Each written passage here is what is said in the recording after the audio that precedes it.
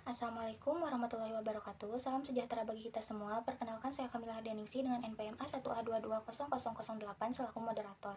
Di sini saya akan melakukan presentasi bersama rekan-rekan saya, diantaranya yaitu Alfian Ningsi dengan NPM A1A2200002, Leni Pidiasari dengan NPM A1A2200006, Dahlia Oktavia dengan NPM A1A2200011, Diandra Mustika Ningtyas dengan NPM A1A2200014, Nadila Fitri Hoirunisa dengan NPM A1A2200024. Sebelumnya, saya ucapkan terima kasih kepada Bapak Luki Natika SAPMSI selaku dosen pengampu mata kuliah Manajemen Strategi atas kesempatan yang diberikan kepada kami untuk berbagi topik yang telah kami persiapkan.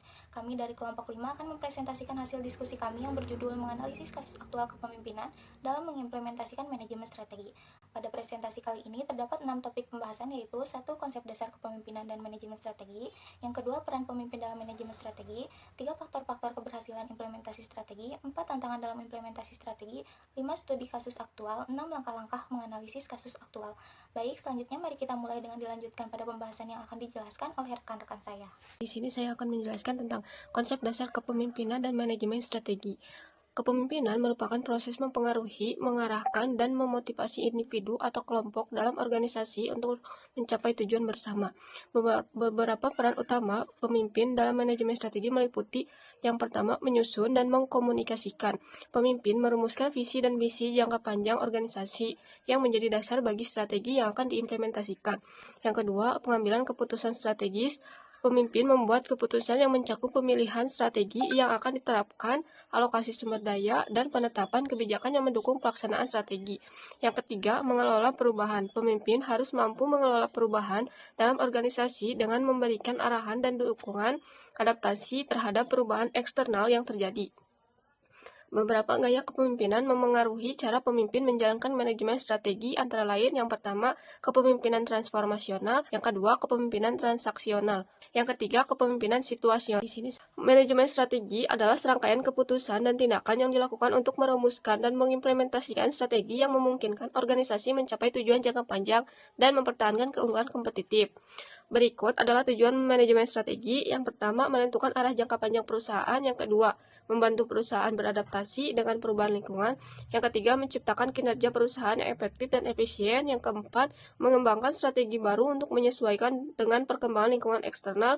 Yang kelima, meninjau ulang kelebihan dan kekurangan perusahaan serta mencermati peluang dan ancaman.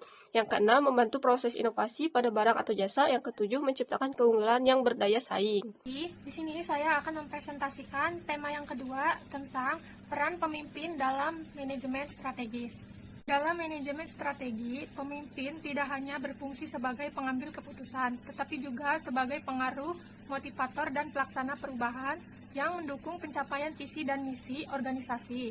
Berikut adalah peran utama pemimpin dalam manajemen strategi. Yang pertama ada penyusunan visi dan misi organisasi, yang kedua ada pengambilan keputusan strategi, yang ketiga adalah mengelola perubahan, yang keempat implementasi strategi, yang kelima pengawasan dan pengendalian, keenam pembuat budaya organisasi yang mendukung strategi, dan yang ketujuh mengelola stakeholder.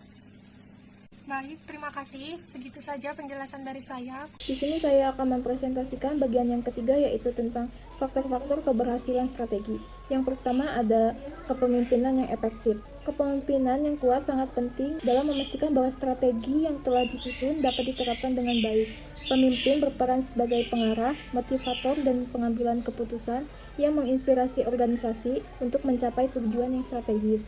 Yang kedua ada struktur organisasi mendukung. Struktur organisasi yang tepat memfasilitasi aliran informasi yang lancar, memungkinkan pengambilan keputusan yang cepat, dan memastikan bahwa setiap bagian dalam organisasi bekerja secara sinergis. Yang ketiga ada sumber daya yang memadai. Keberhasilan implementasi strategi juga sangat penting, bergantung pada ketersediaan dan alokasi sumber daya yang memadai, termasuk sumber daya manusia, finansial, teknologi, dan infrastruktur. Tanpa sumber daya yang cukup, bahkan strategi terbaik pun sekalipun tidak dapat dijalankan dengan efektif. 4. Ada komunikasi yang efektif. Komunikasi yang jelas, transparan, dan terbuka sangat penting dalam mengimplementasikan strategi. Tanpa komunikasi yang baik, anggota organisasi tidak akan memahami dengan jelas peran mereka dalam organisasi. Yang kelima, budaya organisasi yang mendukung. Budaya yang mendukung perubahan, inovasi, dan pencapaian tujuan bersama akan mempercepat pelaksanaan strategi. Yang keenam, sistem pengukuran kinerja dan evaluasi. Baik untuk memperluas implementasi strategi berjalan sesuai rencana. Tanpa sistem pendukung yang baik, organisasi tidak akan mengetahui apakah strategi yang diterapkan berhasil atau tidak. Yang ketujuh, dukungan dari stakeholder. Stakeholder yang terlibat dalam strategi harus memiliki pemahaman yang jelas tentang tujuan strategi dan merasa dilibatkan dalam proses implementasi. Cukup sekian dari saya. Selanjutnya, saya akan membahas pembahasan yang keempat, yaitu tentang tantangan dalam implementasi strategi. Tantangan-tantangan ini dapat bersumber dari faktor internal maupun eksternal yang memengaruhi kemampuan organisasi untuk menerjemahkan rencana strategis menjadi tindakan nyata. Beberapa tantangan utama yang sering dihadapi dalam implementasi strategi ini meliputi 1. Resistensi terhadap perubahan, 2. Ketidakjelasan dalam komunikasi, 3. Kurangnya sumber daya yang memadai, 4. Ketidaksesuaian budaya organisasi, 5. Kurangnya koordinasi dan kolaborasi antar departemen, 6. Monitoring dan evaluasi yang tidak memadai, 7. Ketergantungan kepada pemimpin. Sekian pembahasan dari saya. Ini saya akan membahas pembahasan yang kelima, yaitu studi kasus aktual. Studi kasus merujuk pada analisis mendalam tentang kejadian nyata yang terjadi di dunia bisnis, organisasi, dan industri pada saat ini. Kasus-kasus ini menggambarkan tantangan, keputusan, strategi, dan hasil yang dihadapi oleh perusahaan atau individu dalam situasi tertentu. Studi kasus aktual memiliki tujuan, yaitu memberikan pemahaman yang lebih baik tentang teori yang telah dipelajari dengan melihat bagaimana teori tersebut diterapkan dalam praktek. Berikut adalah contoh studi kasus aktual yang sering dianalisis dalam berbagai bidang bisnis. Yang pertama, transportasi digital Gojek. Yang kedua, penanganan krisis di air Asia atau kebijakan COVID-19. Yang ketiga, penjualan Uber ke Grab. Baik, untuk pembahasan selanjutnya yaitu mengenai langkah-langkah umum dalam menganalisis sebuah kasus. Yang pertama, memahami kasus secara menyeluruh, yang berarti menganalisis dan mengidentifikasi seluruh aspek dari kasus tersebut, baik itu konteks latar belakang, faktor-faktor yang mempengaruhinya, hingga dampak yang mungkin timbul. Yang kedua, mengidentifikasi masalah utama dan submasalah, yaitu proses untuk menentukan masalah utama yang menjadi fokus utama dalam suatu situasi atau kasus. Yang ketiga, menganalisis faktor penyebab masalah, berarti proses untuk mengidentifikasi dan memahami faktor-faktor atau elemen yang menyebabkan atau memicu terjadinya masalah tersebut. Yang keempat, menentukan tujuan dan sasaran yang ingin dicapai, yaitu proses untuk mengidentifikasi dengan jelas apa yang ingin dicapai dalam suatu usaha.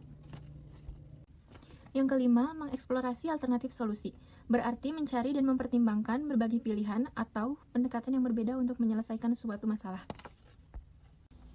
Yang keenam, yaitu mengevaluasi alternatif dan memilih solusi terbaik, berarti proses menilai berbagai opsi yang telah diidentifikasi sebelumnya. Yang ketujuh, membuat rencana tindakan atau action plan, merencanakan langkah-langkah konkret yang perlu diambil untuk mencapai tujuan atau menyelesaikan suatu masalah. Yang kedelapan, menilai dampak dan hasil yang dicapai, berarti mengevaluasi apakah tindakan atau solusi yang telah diimplementasikan berhasil mencapai tujuan yang telah ditetapkan. Yang terakhir, mengambil pembelajaran untuk masa depan dengan menganalisis pengalaman yang telah terjadi, baik yang berhasil maupun yang gagal, untuk memperoleh wawasan yang berguna yang dapat diterapkan pada situasi atau keputusan di masa yang akan datang. Terima kasih.